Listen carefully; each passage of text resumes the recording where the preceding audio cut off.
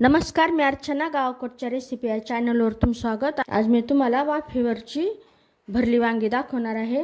तर एकदम सोपी पद्धत पण खायला एकदम टेस्टी। इथं वांगी येतं शीत एवढा भाग कट करायचा अर्धा आणि याच्या 4 फोडी करायच्या। पण कधी करायच्या तर पूर्ण तयारी झाल्यानंतर थोडंसं साहित्य भाजून घ्यायचं। सुक्क खोबराचं कट करून घेतलेलं, यावर किंचितसं तेलात व्यवस्थित असं परतून घ्यायचं। तो खोबऱ्याचा रंग बदलायला सुरुवात झालेली। यामध्ये आता शेंगदाणे व्यवस्थित असं तेलात भाजून घ्यायचे। शेंगदाणे छान असा रंग येत आला की यामध्ये तीळ घालायचे, व्यवस्थित असं भाजून घ्यायचं। तो तीळही भाजत आलेले यामध्ये लसूण टाकल्यानंतर हे थोडंसं परतून घ्यायचं, काढून घेऊ। हे भाजलेलं साहित्य मिक्सरला बारीक करून घेऊ।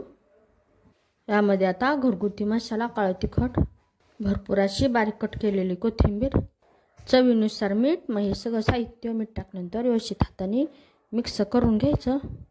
यामध्ये किंचितसा पाण्याचा वापर करायचा, म्हणजे जे मिश्रण आहे ते थोडंसं असं ओलसर होतं आणि वांग्यामध्ये निसटत नाही। या वांग्यामध्ये व्यवस्थित असं भरलं जातं, त्यामुळे थोडंसं पाणी वापरायचं। व्यवस्थित असं मिश्रण तयार झालेलं त्या वांग्याच्या अशा फोडी करून घेतलेल्या देठ असा कट केलेला ते भरायचं मसाला। तसाच मसाला सगळ्या वांग्यामध्ये भरून घेऊ। ते सगळं वांग्यामध्ये भरून झालेलं हा जो मसाला उरलेला आहे तो नंतर वापरायचा। तर इथं एक चाळण घेतलेली, चाळणवर ही वांगी ठेवायची। इथं एका भांड्यात पाणी गरम करत ठेवलेलं, यावर आता ही चाळण ठेवायची। पाणी गरम झालेलंच आहे तर गॅसच्याच मध्यम ठेवायची। मध्यम आचेवर आता झाकण ठेवायचं। झाकण ठेवल्यानंतर 5 मिनिटांनी चेक करायचं। 5 मिनिटातच वांगी छान अशी मऊ पडायला सुरुवात होते। तो 5 मिनिटं झालेले, फक्त 5 मिनिटातच वांगी अशी छान अशी मऊ पडलेली, एकदम मऊ पडलेली। गॅस बंद करायचा। आता हे थंड होऊ द्यायची, थोडीशी चाळणी काढून टाकायची।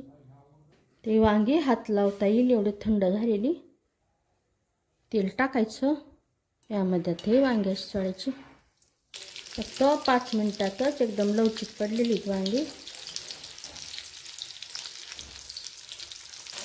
छान अशी आता हे तेलामध्ये व्यवस्थित अशी परतून घ्यायची। गॅसच्यात मोठी ठेवूनच व्यवस्थित परतून घ्यायची, कारण वांगी व्यवस्थित शिजलेली। हा शिल्लक मसालाही टाकून द्यायचा। यावर मसाला टाकल्यानंतर थोडंसं परतून घ्यायचं, जास्त वेळ छान असं परतून झालेले। गॅस बंद करून टाकायचं। आता एकदम टेस्टी अशी ही भरली वांगी तयार झालेली, उकडलेली भरली वांगी।